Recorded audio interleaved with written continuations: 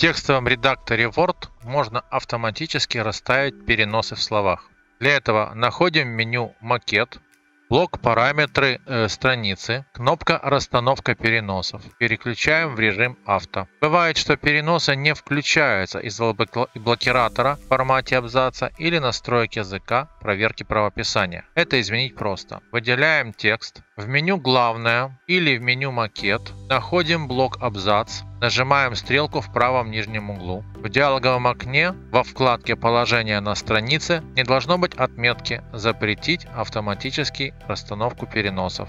Нажимаем «Ок». Вариант второй. Меню рецензирования, блок «Язык», кнопка «Язык» и строка «Язык проверки правописания». Выбираем «Язык» и снимаем пометку, если есть, «Не проверять правописание». А отметку «Определять язык автоматически» можно оставить. Нажимаем «Ок».